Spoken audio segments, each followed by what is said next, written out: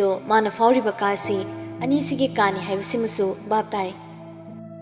ꯉꯥꯏꯍꯥꯛ ꯈꯣꯏꯗꯧ ꯁꯥꯎꯅꯤꯡꯅ ꯂꯦꯞꯂꯝꯕꯗꯒꯤ ꯋꯥꯈꯜ ꯑꯃ ꯈꯜꯂꯛꯂꯗꯨꯅ ꯆꯥꯛꯈꯨꯝꯔꯣꯝꯗ ꯄ꯭ꯔꯕꯞ ꯆꯪꯂꯛꯏ ꯆꯟꯆꯟꯒ ꯃꯅꯝꯃ ꯌꯥꯏꯃꯒꯗꯣ ꯆꯥ ꯅꯨꯡ ꯍꯩꯗꯅ ꯆꯥꯅꯕꯁꯤꯡꯗꯣ ꯃꯥꯒꯤ ꯄ꯭ꯂꯦꯠꯇ ꯍꯥꯞꯇꯨꯅ ꯂꯩꯔꯝꯕꯅꯤ ꯆꯟꯆꯟꯅ ꯍꯥꯏꯕꯗꯣ ꯀꯦꯔꯣꯂꯤꯟꯅ ꯇꯥꯏ ꯏꯅꯝꯌꯥꯏ ꯁꯤꯗꯒꯤ ꯇ꯭ꯔꯦꯁꯦ ꯇꯥꯆꯧꯒ ꯏꯅꯝꯍꯟꯒꯒꯤ ꯄꯨꯟꯅ ꯍꯥꯞꯂꯤ ꯇꯥꯆꯧꯗꯣ ꯇꯣꯉꯥꯟꯅ ꯊꯛꯄꯅꯤꯅ ꯏꯅꯝꯍꯟꯁꯨ ꯄꯨꯟꯅ ꯊꯛꯆꯔꯅꯤ ꯑꯩꯈꯣꯏꯗꯤ ꯁꯤꯗ ꯄꯨꯟꯅ ꯊꯛꯂꯁꯤ ꯍꯣꯏ ꯑꯗꯨ ꯍꯦꯛ ꯍꯥꯏꯕ ꯇꯥꯈꯤꯕꯒ ꯀꯦꯔꯣꯂꯤꯟꯗꯨꯅ ꯄ꯭ꯔꯕꯞ ꯆꯪꯁꯤꯜꯂꯛꯑꯒ ꯇ꯭ꯔꯦꯗꯨ ꯄꯥꯏꯈ꯭ꯔꯦ ꯑꯗꯨꯒ ꯄꯨꯗꯨꯅ ꯆꯠꯈ꯭ꯔꯦ ꯃꯥꯅ ꯊꯣꯛꯂꯛꯄꯗꯨꯒ ꯂꯩꯁꯅꯥꯅ ꯂꯥꯛꯄꯒ ꯊꯩꯅꯩ ꯂꯩꯁꯅꯥꯗꯣ ꯍꯥꯏꯐꯦꯠꯇꯤ ꯌꯦꯡꯕꯅꯤ ꯀꯔꯤꯅꯣ ꯑꯁꯤꯅ ꯇꯧꯔꯤꯁꯤꯅ ꯃꯁꯤ ꯍꯥꯏꯅꯗꯤ ꯈꯜꯂꯤ ꯑꯗꯨꯕꯨ ꯊꯣꯏꯅ ꯃꯈꯥ ꯇꯥꯅꯗꯤ ꯈꯟꯖꯤꯜꯂꯨꯗ꯭ꯔꯦ ꯂꯩꯁꯅꯥꯗꯣ ꯆꯥꯛꯈꯨꯝꯗ ꯆꯪꯂꯛꯂꯦ ꯃꯥꯅ ꯆꯪꯂꯛꯄꯗ ꯑꯅꯤꯗꯣ ꯃꯨꯔꯨꯝ ꯁꯣꯟꯅꯔꯒ ꯑꯃꯅ ꯑꯃꯗ ꯇꯤꯡꯉꯛ ꯃꯥꯏꯉꯛꯅꯅ ꯌꯦꯡꯅꯔꯒ ꯂꯩꯔꯝꯃꯤ ꯀꯩꯗꯧꯔꯒꯦ ꯂꯩꯁꯅꯥꯅ ꯅꯣꯛꯂꯒ ꯍꯪꯂꯛꯄꯅꯤ ꯑꯅꯤꯃꯛꯇꯣ ꯂꯩꯁꯅꯥ ꯃꯈꯣꯜ ꯇꯥꯕꯗꯨꯗ ꯑꯃꯨꯛ ꯈꯪꯄ꯭ꯔꯦꯛ ꯈꯪꯂꯦ ꯑꯣꯟꯊꯣꯔꯛꯂꯒ ꯈꯨꯝꯗꯕꯤꯗ ꯉꯛꯆꯥꯅꯅ ꯑꯃꯨꯛ ꯂꯦꯞꯇꯨꯅ ꯂꯩꯔꯤ ꯂꯩꯁꯅꯥꯁꯨ ꯅꯣꯛꯄꯗꯣ ꯍꯟꯖꯤꯜꯂꯒ ꯑꯃꯨꯛꯁꯨ ꯍꯥꯏꯔꯛꯏ ꯀꯩꯗꯧꯔꯒꯦ ꯆꯥ ꯂꯧꯈꯤꯕꯗꯨꯒꯤꯔꯣ ꯂꯧꯖꯁꯅꯨ ꯀꯩꯗꯧꯔꯒꯦ ꯃꯇꯝ ꯈꯔꯗꯤ ꯑꯩꯈꯣꯏꯗ ꯂꯥꯛꯄ ꯃꯤꯅꯤ ꯈꯜꯂꯒ ꯆꯥꯕ ꯊꯛꯄꯗꯨ ꯐꯥꯎꯗꯤ ꯇꯧꯖꯔꯁꯅꯨ ꯑꯁ ꯏꯅꯝꯃ ꯑꯗꯨꯒꯤ ꯅꯠꯇꯤꯌꯦ ꯀꯔꯤꯅꯣ ꯑꯗꯨꯗꯤ ꯇꯥꯆꯧꯒ ꯏꯅꯝꯃꯒꯒꯤ ꯄꯨꯟꯅ ꯍꯥꯞꯄ ꯇ꯭ꯔꯦꯗꯨ ꯄꯨꯔꯒ ꯆꯠꯈ꯭ꯔꯦ ꯍꯣꯏ ꯃꯥꯏꯒ ꯑꯃꯠꯇ ꯍꯥꯏꯕ ꯅꯪꯍꯧꯗꯦ ꯂꯩꯁꯅꯥꯗꯣ ꯑꯗꯨ ꯇꯥꯔꯨꯕꯗꯒꯤ ꯁ꯭ꯋꯥꯏ ꯂꯥꯎꯈ꯭ꯔꯦ ꯀꯩꯅꯣ ꯍꯥꯏꯁꯦ ꯅꯣꯏ ꯇꯥꯆꯧꯒꯤꯅꯦ ꯍꯥꯏꯍꯧꯗ꯭ꯔꯕꯣ ꯏꯅꯝꯌꯥꯏꯒ ꯑꯩꯒ ꯉꯥꯡꯅꯕꯗ ꯇꯥꯔꯤꯅꯤ ꯊꯑꯣꯏꯅ ꯄꯨꯈ꯭ꯔꯤꯅꯤ ꯏꯀꯥꯏ ꯈꯪꯗꯒꯩ ꯇꯧꯔꯛꯄꯅꯤꯅ ꯑꯗꯨꯒꯨꯝꯕꯗꯨꯗꯤ ꯑꯩꯈꯣꯏꯗꯤ ꯑꯃꯨꯛꯇ ꯊꯦꯡꯅꯗꯕꯅꯤꯅ ꯏꯀꯥ ꯇꯧꯔꯒ ꯂꯩꯍꯧꯔꯤ ꯂꯩꯁꯅꯥꯗꯣ ꯍꯥꯏꯐꯦꯠ ꯁꯥꯎꯅꯤꯡꯂꯕꯁꯨ ꯋꯥꯗꯨ ꯆꯥꯎꯊꯣꯛꯄ ꯇꯟꯗꯨꯅ ꯍꯥꯏꯔꯤ ꯐꯔꯦꯁꯦ ꯑꯍꯦꯟꯕ ꯂꯩꯇ꯭ꯔꯕꯣ ꯑꯗꯨ ꯍꯦꯛꯇ ꯄꯨꯔꯒꯦ ꯀꯩꯗꯧꯔꯒꯦ ꯑꯗꯨꯕꯨꯗꯤ ꯃꯌꯥꯝ ꯂꯩꯗꯤ ꯏꯆꯦ ꯁꯨꯝ ꯊꯧꯗꯧꯗꯨꯒꯤ ꯋꯥꯅꯤ ꯃꯧ ꯌꯥꯏꯃꯗꯨꯅ ꯈꯨꯝꯂꯛꯄꯅꯤ ꯂꯩꯁꯅꯥꯅ ꯃꯣꯃꯣꯟ ꯇꯧꯔꯒ ꯍꯥꯏꯔꯤ ꯍꯣꯏꯗꯁꯦ ꯑꯉꯥꯎꯕꯤꯁꯤꯕꯨ ꯃꯀꯣꯛ ꯌꯥꯗ ꯇꯧꯔꯤꯅꯤ ꯈꯟꯗꯣꯛꯑꯁꯤ ꯃꯕꯨꯛ ꯂꯥꯝꯕꯒꯤ ꯃꯤ ꯑꯅꯤꯒꯤ ꯆꯥꯒꯤ ꯈꯟꯕ ꯑꯣꯏꯔꯝꯕꯁꯨ ꯌꯥꯏ ꯁꯤ ꯍꯥꯏꯔꯒ ꯑꯍꯨꯝꯗꯣ ꯅꯣꯛꯃꯤꯟꯅꯔꯛꯏ ꯑꯗꯨꯒ ꯅꯧꯅ ꯑꯃꯨꯛ ꯁꯦꯝꯕ ꯍꯧꯈ꯭ꯔꯦ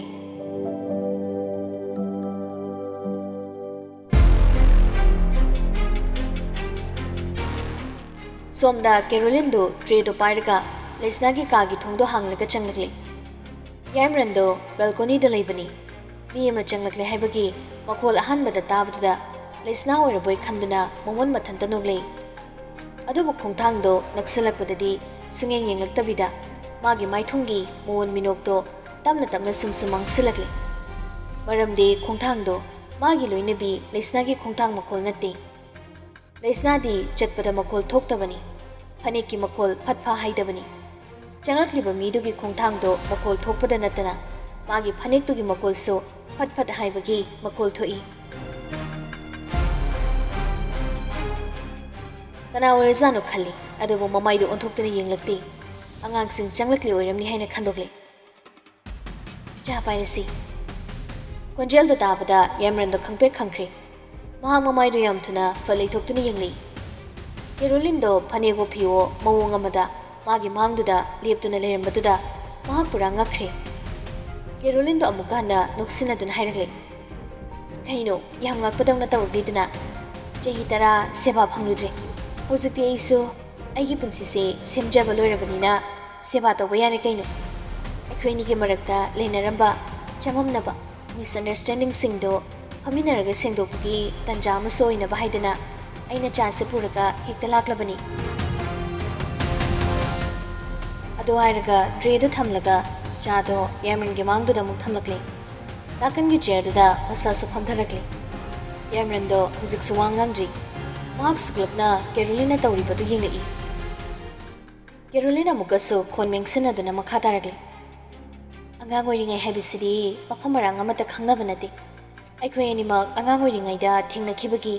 ꯕꯦꯗ ꯏꯝꯄ꯭ꯔꯦꯁꯟ ꯑꯃ ꯂꯩꯅꯈꯤꯕꯒꯤ ꯋꯥꯅꯤ ꯑꯗꯣ ꯍꯧꯖꯤꯛꯇꯤ ꯃꯄꯨꯡ ꯃꯔꯩ ꯂꯣꯏꯅ ꯐꯥꯅꯔꯦ ꯑꯐ ꯐꯠꯇ ꯂꯣꯏꯅ ꯈꯪꯅꯔꯦ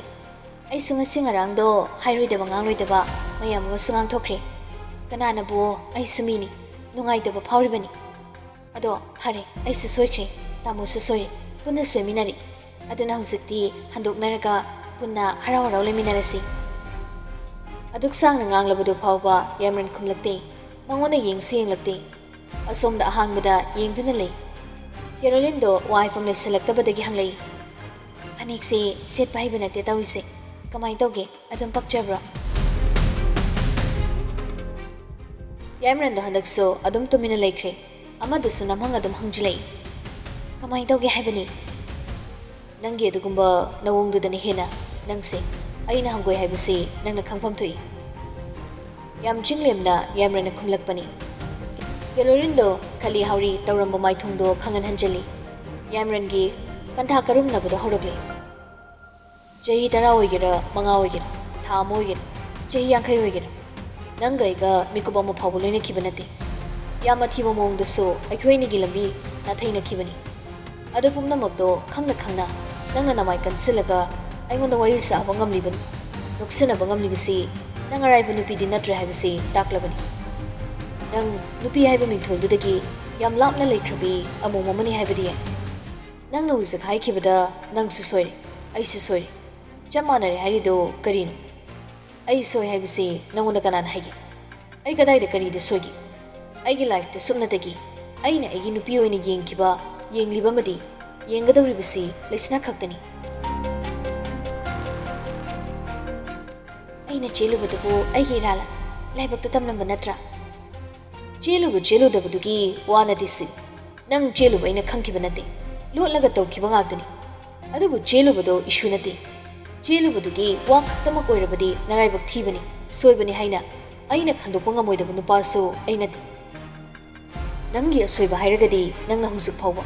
semdokpa ngamdana leiriba nangi lichat aduni nangido naraibak thiba nate mistake sunate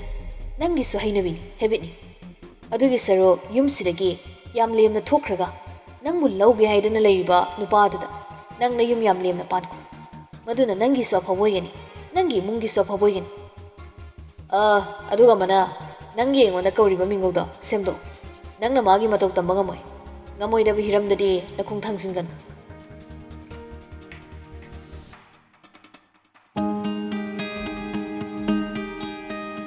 Leishna do cha puduna changlakpada Caroline phamduna leirambatuda swai laukre khoidaudo mafam marang ama khanghaudana jinglaukiduna khon kalap suklaga kauri tamo Yaimaran do mamai sat onthorakla khumnei women crenupi chakau sipalani adumaina nga heladi Leishna do mangda thamliba cha du de yingi Caroline da so haifedi yingi Yaimaran na jab hekta samjilai Yaragadi nahak thokro nangna maram oiraga aigi nupida mathwai nungaroidaba ai tawningde aigi nangna semgalakliba taruba laizagumlaba yumban marise nangna kaina businge khalibado torakano aidi pura aigi nupi sida loyal ni for your kind information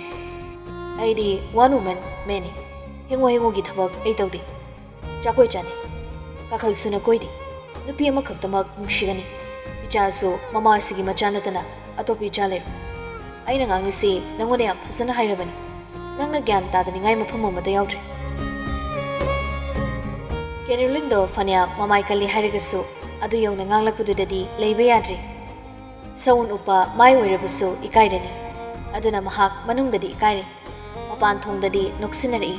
aduga mahak hagotaba yaradun hagolakle nangi saruksidi adum thanamlage aigi sidi thanglabani na paikrage Magi wado le fatringaida Leishna na changsilaktuna Caroline na thamba Yaimaran gi kapto inthokre aduga mana puraklibadu oina Yaimaran na pirakle tamo si Yaimaran so hek pirakpaga adum chingaga thakpa hokhi Caroline do fel outuna mafamdudagi thokre Leishna na mahak chakhrabada hairi kaino mana sida changlamni dubo kamaina khangizano tamo sida leisibo khangde da sana matungdadi cheksilo sida changhangano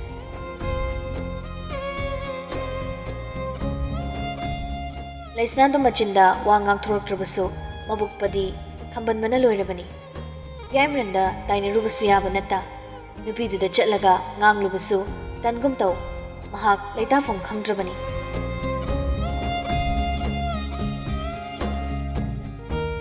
kai wari sanarino haiduna Yaimaran da so hangningbani adugo madumakso hangbai kaire ꯌꯥꯝ ꯅꯛꯁꯟꯅꯕ ꯃꯔꯤ ꯑꯃ ꯁꯦꯝꯕ ꯉꯝꯗ꯭ꯔꯤꯕꯅꯤꯅ ꯃꯥꯁꯨ ꯃꯥꯒꯤ ꯅꯨꯄꯥ ꯑꯁꯤꯗ ꯈꯧꯇꯛ ꯈꯔꯗꯤ ꯑꯗꯨꯝ ꯃꯆꯥꯖꯕꯅꯤ ꯍꯪꯂꯨꯔꯒ ꯌꯥꯝ ꯄꯥꯝꯖꯕ ꯈꯝꯕꯟꯕ ꯍꯦꯟꯖꯟꯕ ꯇꯥꯒꯗ꯭ꯔꯥ ꯍꯥꯏꯅ ꯃꯊꯟꯇ ꯈꯜꯂꯤ ꯌꯥꯏꯃꯔꯟꯁꯨ ꯋꯥ ꯉꯥꯡꯅꯤꯡꯗꯕ ꯃꯤꯒ ꯉꯥꯡꯅꯔꯨꯕꯒꯤ ꯃꯁꯥꯗꯣ ꯆꯤꯌꯔꯐꯨꯜ ꯑꯣꯏꯗ꯭ꯔꯤ ꯇꯔꯪ ꯑꯃꯗ ꯑꯗꯨꯝ ꯃꯥꯒꯤ ꯂꯩꯐꯝ ꯊꯣꯛꯄ ꯑꯃꯗ ꯂꯩꯔꯤ ꯑꯗꯨꯗꯨꯅ ꯍꯦꯟꯅ ꯂꯩꯁꯅꯥꯗꯗꯤ ꯄꯨꯛ ꯐꯠꯇꯅ ꯈꯟꯅꯕꯒꯤ ꯃꯆꯥꯛ ꯑꯣꯏꯔꯤ ꯃꯕꯨꯛꯇ ꯈꯜꯂꯤ ꯑꯩ ꯂꯥꯛꯇ꯭ꯔꯤꯉꯩꯗ ꯀꯔꯤ ꯋꯥꯔꯤ ꯁꯥꯈ꯭ꯔꯖꯥꯠꯅꯣ ꯇꯧꯔꯤꯁꯤꯕꯣ ꯑꯩ ꯈꯣꯏꯗꯣꯛꯁꯦ ꯄꯣꯛ ꯍꯦꯛ ꯆꯥꯛꯇꯧꯔꯤꯗ ꯀꯃꯥꯏ ꯇꯧꯅꯤ ꯃꯇꯝꯁꯦ ꯃꯤꯅꯤꯠ 10ꯃꯨꯛꯇꯤ ꯑꯣꯏꯔꯝꯒꯅꯤ ꯃꯤꯅꯤꯠ 10ꯃꯨꯛꯁꯦ ꯀꯔꯤ ꯍꯥꯏꯅꯔꯤꯖꯥꯠꯅꯣ ꯑꯗꯨꯒ ꯃꯥꯅ ꯎꯝꯂꯒ ꯑꯃꯨꯛ ꯂꯩꯔꯤꯁꯤꯅ ꯀꯔꯤꯒꯤ ꯃꯥꯒꯤꯁꯤꯕꯨ ꯑꯁꯤ ꯅꯨꯄꯤꯁꯦ ꯅꯨꯡꯁꯤꯕ ꯐꯥꯎꯔꯛꯏꯖꯥꯠꯂꯣ ꯍꯥꯏꯖꯕꯒꯤ ꯋꯥꯅꯤ ꯂꯨꯍꯣꯡꯕ ꯍꯥꯏꯁꯦ ꯈꯖꯤꯛꯇꯗ ꯃꯁꯥꯗ ꯄꯥꯝꯖꯕ ꯑꯃ ꯐꯥꯎꯕ ꯌꯥꯎꯗꯅꯗꯤ ꯍꯦꯛꯇ ꯍꯣꯡꯕ ꯌꯥꯕ ꯅꯠꯇꯦ ꯑꯁ ꯑꯩꯗꯤ ꯁꯤꯅꯤꯡꯉꯤ ꯀꯃꯥꯏꯅ ꯇꯧꯅꯤ ꯃꯁꯤ ꯅꯨꯄꯥꯁꯦ ꯑꯩ ꯆꯤꯟꯒꯁꯦ ꯌꯥꯝ ꯊꯤꯅꯤꯡꯉꯩꯗ ꯑꯩ ꯑꯣ ꯈꯣꯡꯒꯩ ꯀꯞꯊꯣꯛꯇꯣꯏꯅꯤ ꯌꯦꯡꯉꯨ ꯉꯁꯤ ꯑꯩꯅ ꯃꯊꯟꯇ ꯋꯥꯈꯜꯁꯤꯡꯗꯣ ꯈꯟꯅ ꯈꯟꯅ ꯂꯩꯁꯅꯥꯁꯨ ꯑꯃꯝꯕꯗꯨꯗ ꯑꯍꯥꯡꯕ ꯔꯨꯝ ꯑꯗꯨꯗ ꯌꯦꯡꯊꯣꯔꯛꯂꯦ ꯑꯅꯤꯗꯣ ꯋꯥ ꯑꯃꯇ ꯉꯥꯡꯅꯗꯅ ꯃꯥꯒꯤ ꯆꯥꯅ ꯊꯛꯅꯕꯗꯨ ꯆꯥꯔꯛꯏ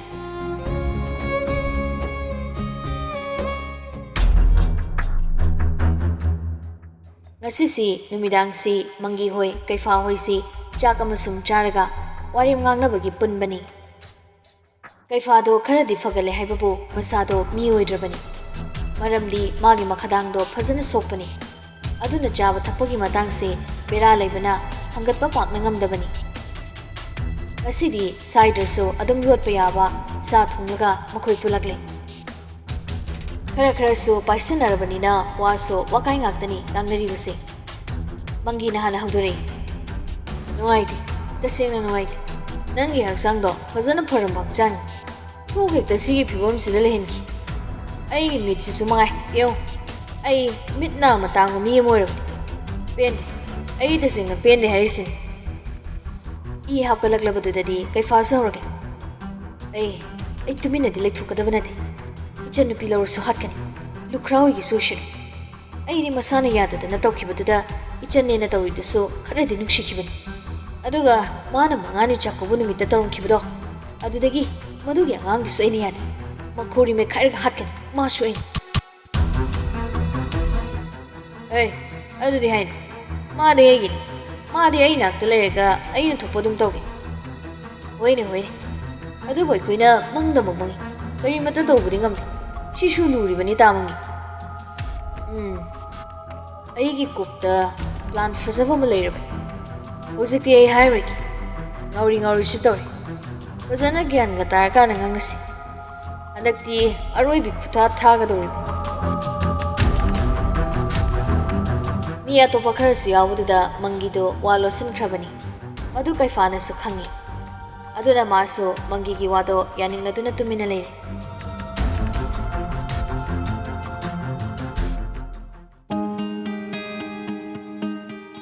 ꯁꯨꯝ ꯊꯦꯡꯖꯜꯂꯛꯇꯨꯅ ꯅꯨꯃꯤꯗꯥꯡ ꯄꯨꯡ 10ꯃꯨꯛ ꯇꯥꯔꯕꯅꯤ ꯆꯥꯛ ꯏꯁꯤꯡ ꯇꯣꯛꯂꯒ ꯃꯌꯥꯝꯗꯣ ꯃꯥꯒꯤ ꯀꯥꯗ ꯂꯩꯅꯔꯕꯅꯤ ꯂꯩꯁꯅꯥꯗꯣ ꯇꯨꯝꯊꯕ ꯁꯨꯡꯌꯥ ꯌꯥꯗ꯭ꯔꯤ ꯐꯃꯨꯡꯗꯨꯗ ꯃꯍꯥꯛ ꯐꯝꯂꯒ ꯎꯪꯗꯨꯅ ꯂꯩꯔꯛꯏ ꯇꯥꯟꯖꯥꯗꯨꯗ ꯊꯣꯡ ꯍꯥꯡꯂꯛꯄꯒꯤ ꯃꯈꯣꯜ ꯇꯥꯔꯛꯄꯗꯨꯗ ꯍꯥꯏꯐꯦꯠ ꯌꯦꯡꯊꯣꯔꯛꯏ ꯌꯥꯏꯃꯔꯟꯗꯨ ꯆꯪꯂꯛꯂꯦ ꯂꯩꯁꯅꯥꯅ ꯐꯝꯗꯨꯅ ꯂꯩꯔꯝꯕꯗꯣ ꯉꯥꯏꯍꯥꯛ ꯌꯦꯡꯂꯒ ꯃꯍꯥꯛ ꯂꯩꯁꯅꯥꯒꯤ ꯃꯅꯥꯛꯇꯨꯗ ꯆꯪꯁꯤꯜꯂꯛꯂꯦ ꯑꯗꯨꯒ ꯇꯞꯅ ꯍꯥꯏꯔꯛꯏ ꯀꯩꯗꯧꯔꯒꯦ ꯂꯩꯁꯅꯥꯗꯣ ꯐꯨꯡꯒꯠꯂꯝꯕꯗꯒꯤ ꯀꯞꯅꯤꯡꯈꯤꯕꯗꯣ ꯊꯤꯡꯕ ꯉꯝꯗ꯭ꯔꯗꯨꯅ ꯃꯄꯤꯔꯥ ꯁꯠ ꯆꯤꯟꯁꯤꯜꯂꯛꯏ ꯑꯗꯨꯕꯨ ꯂꯣꯠꯁꯤꯜꯂꯒ ꯈꯨꯝꯕꯗꯤ ꯈꯨꯝꯂꯛꯏ ꯀꯩꯁꯨ ꯇꯧꯗꯦꯗ ꯁꯨꯝ ꯇꯨꯝꯕ ꯌꯥꯗ꯭ꯔꯕ ꯑꯩꯁꯨ ꯌꯥꯗ꯭ꯔꯦ ꯀꯩꯒꯤꯅꯣ ꯈꯪꯗꯦ ꯂꯩꯁꯅꯥꯗꯣ ꯑꯃꯨꯛꯀ ꯍꯦꯟꯅ ꯃꯕꯨꯛ ꯐꯠꯂꯛꯇ꯭ꯔꯦ ꯀꯦꯔꯣꯂꯤꯟꯒꯤ ꯋꯥꯈꯜꯗ ꯇꯨꯝꯕ ꯌꯥꯗ꯭ꯔꯕꯅꯤ ꯍꯥꯏꯗꯅ ꯈꯜꯂꯛꯂꯦ ꯁꯥꯎꯒꯠꯂꯛꯂꯦ ꯄꯨꯛ ꯍꯧꯒꯠꯂꯒ ꯍꯥꯏꯔꯛꯏ ꯀꯩꯅꯣ ꯅꯪ ꯍꯥꯏꯅꯤꯡꯉꯤꯁꯦ ꯑꯩ ꯉꯁꯥꯏꯗꯒꯤ ꯁꯨꯝ ꯌꯦꯡꯒꯦ ꯌꯥꯎꯅ ꯌꯦꯡꯕꯅꯤ ꯑꯃꯨꯛ ꯎꯪꯂꯒ ꯂꯩ ꯑꯃꯨꯛꯅ ꯁꯣꯔ ꯃꯄꯤ ꯍꯣꯜꯂꯤ ꯆꯥ ꯊꯛꯐꯝꯗꯒꯤ ꯑꯩꯅ ꯍꯧꯒꯠꯂꯒ ꯆꯠꯈ꯭ꯔꯁꯨ ꯅꯪ ꯋꯥ ꯉꯥꯡꯂꯛꯇꯦ ꯆꯥꯛ ꯆꯥꯕꯗꯁꯨ ꯎꯪꯂꯒ ꯆꯥꯏ ꯂꯣꯏꯔꯒꯁꯨ ꯅꯇꯣꯝꯇ ꯎꯪꯂꯒ ꯀꯥ ꯃꯅꯨꯡꯗ ꯆꯪꯈꯤꯕ ꯅꯠꯇ꯭ꯔꯣ ꯂꯩꯁꯅꯥꯅ ꯏꯁꯧ ꯂꯥꯡꯈꯠꯂꯛꯄꯗꯨꯗ ꯌꯥꯏꯃꯔꯟꯗꯣ ꯉꯁꯤꯗꯤ ꯋꯥ ꯑꯣꯏꯅ ꯆꯒꯠ ꯉꯥꯡꯅꯕ ꯄꯥꯝꯂꯛꯇ꯭ꯔꯦ ꯋꯥ ꯃꯆꯦꯠ ꯑꯃ ꯐꯥꯎꯕ ꯉꯥꯡꯅꯗꯅ ꯃꯍꯥꯛ ꯇꯨꯃꯤꯟꯅ ꯊꯃꯣꯏꯗꯒꯤ ꯌꯧꯅ ꯂꯩꯁꯅꯥꯕꯨ ꯖꯦꯖꯦꯠ ꯈꯪꯀꯣꯟ ꯀꯣꯟꯁꯤꯟꯈ꯭ꯔꯦ ꯂꯩꯁꯅꯥꯁꯨ ꯋꯥ ꯉꯥꯡꯕꯗꯣ ꯆꯞ ꯑꯗꯨꯝ ꯂꯦꯞꯈ꯭ꯔꯦ Yaimaranna mabu yam chena konsilei aduga mahak haire aina ungliba leitafam khangdrib pothafam khangdrib umnamak singse atai ki mata nate nanga gi lapnariba mari sigini sana akhoi gi nangna nakna lapnariba mari sina maram oiraga mitopna khudong chaba lokhigadra haibagi chingnabado aigi thamoi sida amu puklaktaba nate nangna ibulana lokhidra haiba wakasina nanakta sadhekta aina chingsinba sungamde adubu hojikti nangna khaningba khalasanu khana ai nupa oibagi thauna pumba puduna nanakta laklibasina sana nang inakta gi lapna leiranu Leishna sanga sidi wachoi ngangningdre mahaksu tasingna taunariba mawong singsida pakatpa phawdaba nate thaina mamana haikibu wamakak mahak khudak sida ningsinglai ibima napasi jugot jadi zadabaduna si yoribani adubu imana na hawiringaida sauribani haiduna lamna muktuna sumlaikiba kaya amasu yauki maduda atopa nupi singna khudong jaba laukibusu yaukibani aduna heyangwai yum palabadi napuroibabu sauribani haiduna ithoktuna thamba yade saunare haiduna tongana tumba sungya yade hana yamna saunarabasu tumba matamdadi ka amatada tumba haibase tangai phade haina khangadabani natrabadi mawong iman mandana yum kairakpani wafamse ningsinglakladuna Leishna da sora matang sangna hondoraklaga mapuroibabu chena mahak konsilai tamo aina hena pakhataba nate yelibase aihondani nupi amana magi nupagi akoibada atopa nupi amana yetuna leiraga nungai thokna karamna leiba ngamgani adugi insecure oibadudani ngasai aina leitapam khangdana leiribase adubu hoi ai tamobudi thasade haibadi nate adubu kizabududi adumak phawi khangawdaba matam khara sida itha thazadana tamoda aise nungsi thoklure karigumba thokaningdaba thodok thoklakpa tarabadi aise yam wagani haibase ai khangse thokaningdaba thodok thokloi nangdana waibu thasana ai hinakda lengdana leirabadi thokaningdaba thodok ama phawba thokpa ngamloi ai leirisidi asigi nupi asigi wadi na khanjinganu manungda tamona thawkumba lushinduna leirabadi aigi khud kadai phawbu sangi haibase mahakna khangdabagini aina tumina leishinbadi mabu para amatangdi tambikigi khanbagini magi haktaki aina mangkhibi izat mayamadugi laman macha ama khaktang aina mangonda khumkige khanbagini adu loibada magi sida leibagi matam suloi si hairaga Yaimarana Leishna gi masamduda tamna nalakle Leishna sa tumina mamit ushinduna mapuroibabu jejet konsinduna adum laikre